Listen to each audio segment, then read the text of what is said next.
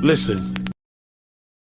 Neely Fuller, who wrote the textbook for victims of racism a number of years ago, in the late mid-70s, he used to say in the system, because he was the first person to talk about racism as a system, and he said that as the system of racism, white supremacy moves on, the system is going to have black men wearing dresses. Now, to hear that in the 70s, people said, oh, this is way out.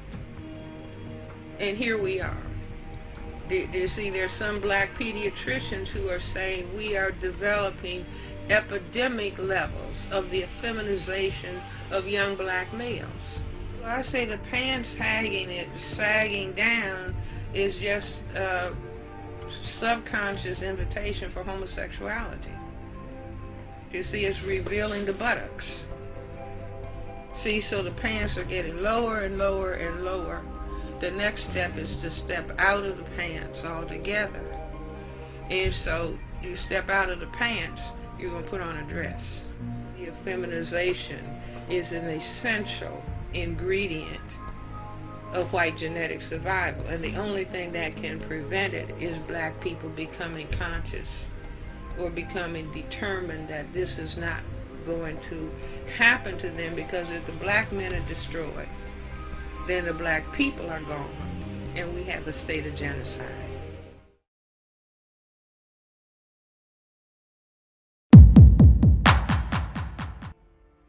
In the last 500 years, black people in this area of the world, we can say that there's no such thing as black culture. What there is what the system of racism, white supremacy programs black people to do.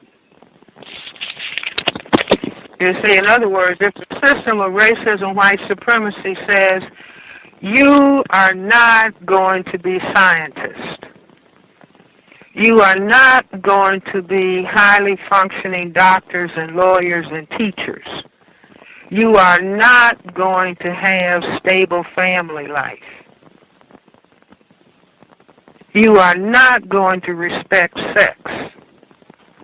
Now, your role is to entertain me, so you can jump up and down and sing, you can dance, and yes, you're good at sports. You can do that in some venues. That's what I'm going to allow you to do. I'm not going to allow you to have stable communities, because if you have a Tulsa, Oklahoma, I'm going to burn that down. If you think you're going to stabilize a so-called middle-class community and you're going to have a home that's mortgaged, I'm going to see that those mortgages are foreclosed so that you can be into family dissolution, place of living dissolved. So what we can say is that we have an imposed culture under the power dynamics of racism, white supremacy. See, I can see right now in my mind the picture of Beyonce with her legs wide open at the Super Bowl for last year. It was so appalling to me, I can't get it out of my mind in terms of what has been done to us. Do you understand what I'm saying? So we would be wiser. No, we are trying to get ourselves to the point where we can establish what we would then call black culture, where we will no longer be victims of a system of racism, white supremacy. So once the system of racism, white supremacy has been replaced with a system of justice, that's when we will start talking about our culture. That's when we will begin talking about who we really are as black people.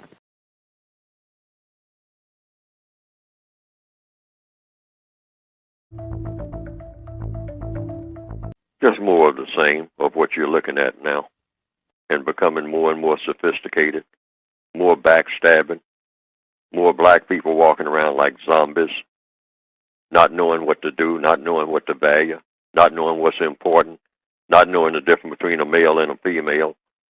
Just stone, obliteration of the mind. Complete. No value system of any kind. Just going around doing things like robots, like Frankensteins. On the course that we're on now, because of we don't have a vision, and people who don't have a vision, I'm saying, like I said in my book, because people have asked me this down through the years, what is it that we should want, Mr. Fuller? And I said, well, we should want to be what people ought to be, if we can ever find out what that is. And so that's an evolving process. So we'll put a label on it, said we should be evolving toward universal man and universal woman. Now, what would that look like?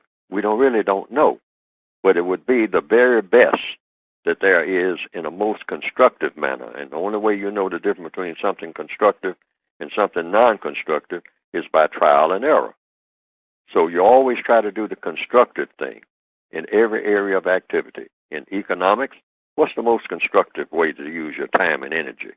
Because that's the compensatory definition for economics, the use of time and energy.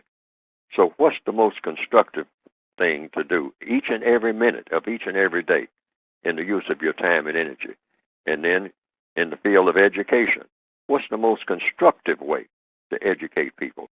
Now, some people have said they've seen some cartoons of my work on the internet that have been presented, and that it pretty well embellishes what I have been trying to say in my textbooks.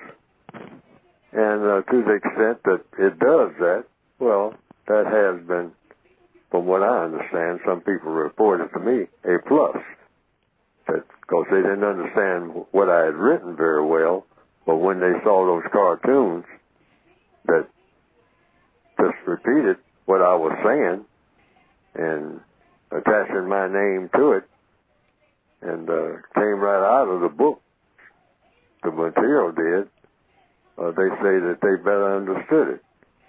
And I can understand that, because people are kind of visual, particularly in the year 2021 now, more visual than ever.